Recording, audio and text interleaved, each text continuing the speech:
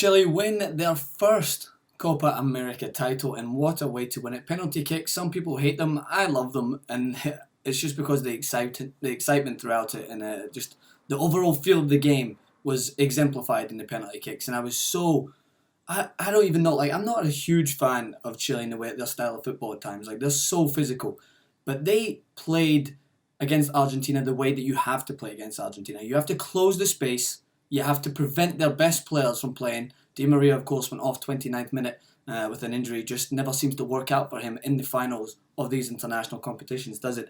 But it was just overall, they closed Argentina down. They dominated possession. They had the more shots. Yes, Argentina had a couple of chances. Higuain coming very close. But then at the other end, of course, Alexis Sanchez had a chance to win the game as well. Good saves from both goalkeepers. Bravo and Romero were fantastic throughout. The two best players in the field for me. But I mean, it was a fantastic final on the day of the 4th of July, and I think I'll just wear this hat as just a way of paying tribute to the fact that it was the 4th of July yesterday. This is my vintage 1994 World Cup hat. I know you guys don't see me with the snapback on, but look at that. That's vintage. Anyway, back onto the point at hand. But when you talk about the penalty kicks, people think that this is just luck. There is such an art that goes into hitting a penalty kick. And if you watch Chile's penalties, they hit the penalty exactly the same way they played the game. Hard hitting, no nonsense. They knew exactly what they had to do. And all of their penalties were like that, apart from, of course, Alexis Sanchez's cheeky penalty. Because by that point, Romero's already thinking, all right, I need to choose a side. I need to get there as quick as I can because these penalties are getting rattled. They're hitting these penalties hard. So Romero automatically thinks he's going to go to a side. And what does Alexis Sanchez do? Very smart footballer, very, very technically gifted, just dinks it down the middle. And that's what happens. It's when you can outsmart the goalkeeper in the penalty kicks, it's half the battle. People think it's easy. It is by no means easy. You see a world-class striker who, like Higuain, who I've questioned on many different times.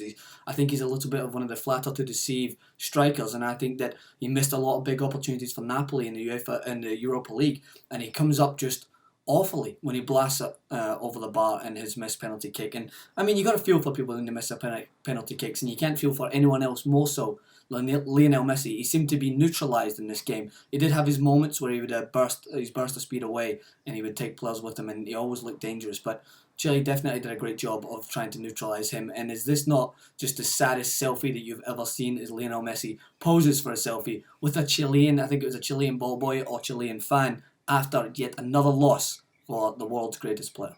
De la historia en que todavía no puede levantar una copa, o este hombre, ¿no? O sea, si hablamos. So it just doesn't seem to be getting any better for Messi in international football. And after a dominating performance against Paraguay, in which they won 6-1, and everyone, especially me, I hold my hands up, I said I was going for a 2-0, 2-1 victory to Argentina. But Chile, they knew exactly what their game plan was, and they've stuck to it throughout. And I thought they might have peaked a little bit too early. But you can never rule out a host nation with the 12th man behind them, and just how dominant they were throughout the tournament. Even games when they conceded goals, they never really looked in doubt. They're always believed in themselves, which is a big factor. And of course, with instrumental players like Vidal, who has been great in the tournament, and Sanchez obviously completing the penalty. But bravo for me, just takes all the plaudits in this game. What a goalkeeper that guy is, and it's tough being behind Ter Stegen at Barcelona. But I mean, he's in the right place. I know he's trying to look for more regular footballs. Ter Stegen seems to, they go between both, but I think Stegen is preferred when it comes to the bigger games like the Champions League finals. And I think for a goalkeeper of his stature, he'll want to play in as many big games as possible because he comes up clutch again for Chile, like he was fantastic in the World Cup, and he's fantastic in this. So I want to know what you guys think, because I think that overall the better football team did not win, but I've never been a person to kind of scrutinise against that, because I think that football is a game of all different shapes and sizes. You have to change the way you play to win games, and Chile did. They changed the way. Well, they didn't really change the way they played. They just upped their intensity and made sure to focus on the hard hitting tackles. At some points, it looked like a rugby team, but I mean, teams like Chelsea mastered that when they won the Champions League against Bayern Munich. They didn't go in just to hit people, but they had such a strong defensive structure that it frustrated teams like Argentina, who are good defensively as well. But if I was to say, if someone was to ask me before this, how could Chile win this game, I would have said take it to extra time or penalties, because that's the best place to beat Argentina, I'm afraid, because they really have been struggling. Of course, in the World Cup's a prime example. So their first trophy, all credit goes to Chile. A fantastic Copa America. I hope you guys have enjoyed our coverage of it. Make sure to leave your comments in the section below. We'll be back with plenty more football action. We've got the Women's World Cup Make sure to check that out. We'll bring you a recap of that tomorrow. Hopefully the USA win. What a great Independence Day celebration that will be. Well, after that, if they win the World Cup against Japan. So we'll see how that happens.